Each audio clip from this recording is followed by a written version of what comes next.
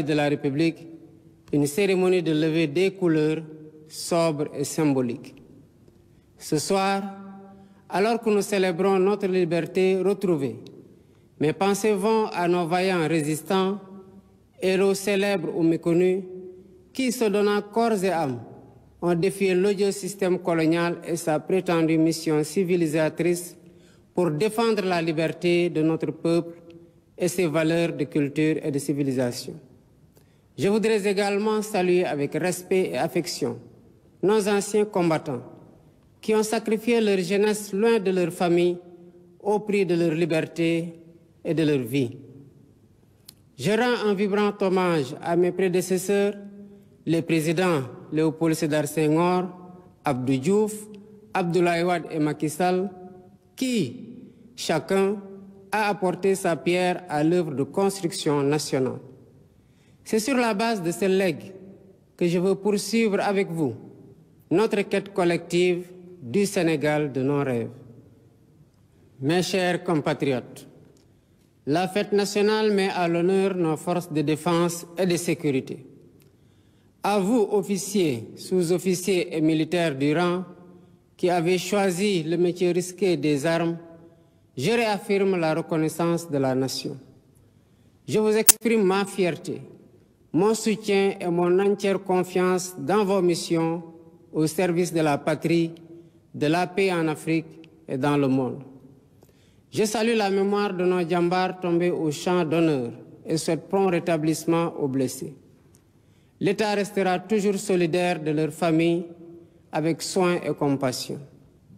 Le thème de cette édition, les forces armées au cœur de la cohésion nationale, nous interpelle par son actualité et sa pertinence. Il nous rappelle qu'au-delà du cérémonial, la fête nationale est surtout l'occasion d'une introspection individuelle et collective sur notre commun vouloir de vie commune. Nos forces de défense et de sécurité, sous le concept armée-nation, symbolisant la diversité et la cohésion de leurs composantes socioculturelles, nous offrent un bel exemple de ce que doit être le vivre ensemble sénégalais. En tant que chef suprême des armées et garant de l'unité nationale, je suis déterminé à préserver notre vivre ensemble, hérité de nos ancêtres, parce que nous n'avons qu'une seule patrie, le Sénégal, notre abri commun, que nous aimons tous, qui ne commence pas par nous et ne finit pas avec nous. Dans cet esprit, mon rôle, et je l'assume pleinement, est de tendre la main à toutes et à tous pour rassembler, rassurer, apaiser et réconcilier afin de conforter la paix, la sécurité et la stabilité indispensables au développement économique et social de notre pays. De l'Est à l'Ouest, du Nord au Sud, je souhaite que notre cher Sénégal reste uni et indivisible, en paix, en harmonie avec notre devise nationale, un peuple, un but, une foi. Nous le devons à nous-mêmes, nous le devons à nos enfants, nous le devons aux générations futures. C'est pourquoi notre vibrante jeunesse, cœur battant de la nation, restera au centre de mes préoccupations. Chers jeunes du Sénégal, je fais mien vos rêves, vos aspirations et vos ambitions légitimes de réussir pour être utile à vous-même, à vos familles, à vos communautés et à votre pays. L'éducation, la formation au métier, l'emploi, l'entrepreneuriat des jeunes et des femmes restent des défis majeurs à relever. J'en ferai une priorité élevée des politiques publiques en concertation avec le secteur privé. Nous devons à cet effet revisiter les mécanismes existants, les améliorer et les rationaliser afin qu'ils répondent mieux aux besoins d'emploi et autres activités génératrices de revenus pour les jeunes. Pour encourager la création d'emplois, je compte m'appuyer sur un secteur privé fort parce que soutenu par l'État. Sur la base de nos besoins prioritaires, nous travaillerons ensemble pour endogéniser notre économie. Bien entendu, le secteur privé international aura son plein rôle à tenir. Les Sénégalais sont braves, mais ils sont fatigués. et attendent de nous des solutions contre la vie chère. La question du coût de la vie me préoccupe particulièrement et retient toute mon attention. Dans les jours à venir, des mesures fortes seront prises dans ce sens, après les concertations que j'entreprendrai avec les acteurs concernés. Mes chers compatriotes, de l'indépendance à nos jours, notre système politico-institutionnel et judiciaire a vécu bien des péripéties, les unes plus heureuses que les autres. 64 ans après, le moment me semble venu de tirer les leçons de nos réussites et de nos échecs pour une gouvernance publique plus moderne, plus républicaine et plus respectueuse des droits humains. C'est pourquoi, après avoir démissionné de mon poste de secrétaire général de PASTEF Les Patriotes, pour ainsi me mettre au-dessus de la mêlée, je convoquerai de larges concertations avec la classe politique et la société civile sur la réforme du système électoral notamment, le remplacement de la Sénat par une commission électorale nationale indépendante avec un renforcement de ses moyens de fonctionnement et de ses prérogatives, la rationalisation du nombre de partis politiques ainsi que leur financement, l'inscription sur le fichier électoral concomitamment à la délivrance de la pièce nationale d'identité.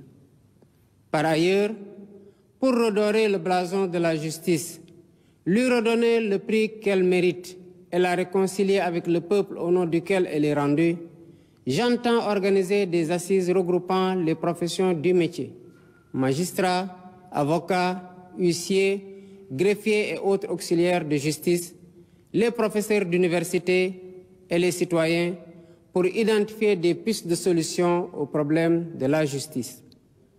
Dans la quête d'un Sénégal meilleur au bénéfice de tous, j'entends instaurer une gouvernance vertueuse fondée sur l'éthique de responsabilité et l'obligation de rendre compte.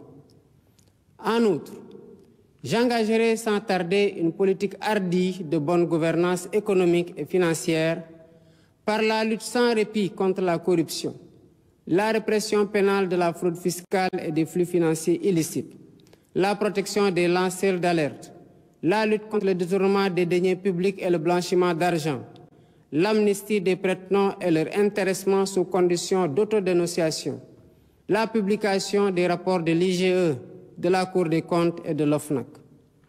De même, l'exploitation de nos ressources naturelles qui, selon la Constitution, appartiennent au peuple, retiendra particulièrement l'attention de mon gouvernement.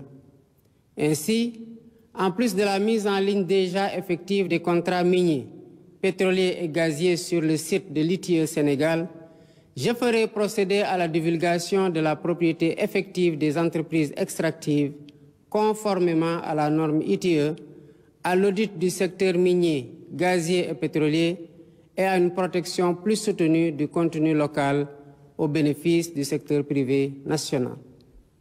Au demeurant, je voudrais dire à tous nos partenaires privés qu'ils sont les bienvenus au Sénégal. Conformément aux lois et règlements en vigueur, les droits de l'investisseur seront toujours protégés, de même que les intérêts de l'État et des populations. À nos pays amis et partenaires, je voudrais assurer que le Sénégal reste un pays ouvert et accueillant pour tous. Nous veillerons sans cesse à maintenir et raffermir les relations de bon voisinage et de solidarité agissantes au sein de nos organisations communautaires, notamment la CEDEAO et l'UEMOA. Héritier de l'idéal panafricaniste de Cheikh Anta Diop et de Léopold Sédar Senghor, un des pères fondateurs de l'Organisation de l'Unité africaine, nous demeurons fermement engagés dans la construction de l'intégration africaine et la réalisation des objectifs de la zone de libre-échange continentale africaine. Nos partenaires étrangers de tous horizons sont d'égale dignité pour nous. À tous nous devons respect et considération, et de tous nous demandons respect et considération. Nous resterons engagés pour une gouvernance mondiale plus juste et plus inclusive, dans le respect de l'égale dignité des valeurs, de culture et de civilisation. Mes chers compatriotes, la fête nationale, symbole de notre souveraineté, nous rappelle que nous sommes seuls face à notre destin et que personne ne fera à notre place ce que nous ne sommes pas disposés à faire pour nous-mêmes. Nous avons la responsabilité historique de conforter notre souveraineté en rompant les chaînes de la dépendance économique par le culte permanent du travail et du résultat.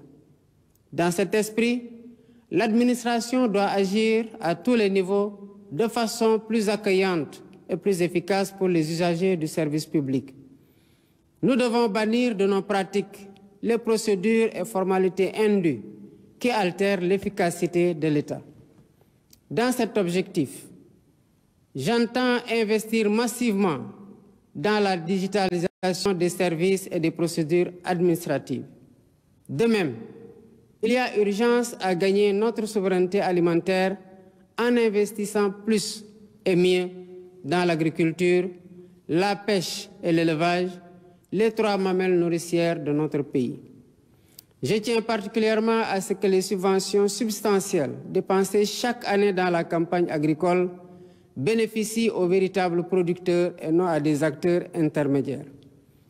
En définitive, mes chers compatriotes, l'indépendance que nous célébrons demain est certes un événement festif, mais aussi et surtout un test de résilience et de grandeur pour la nation. Notre mérite et notre honneur, c'est de réussir l'épreuve en affichant une confiance résolue en nous-mêmes pour vaincre nos peurs et nos doutes, surmonter les obstacles devant nous et poursuivre ensemble notre marche solidaire vers notre destin commun, main dans la main, épaule contre épaule. C'est à cela que je vous invite dans la communion des cœurs et des esprits.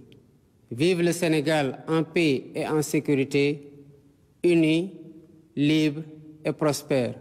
Bonsoir et bonne fête de l'indépendance.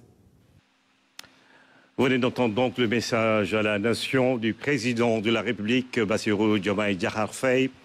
La version française à présent, voici la version en Wolof du président de la République. Mbokki Sénégal.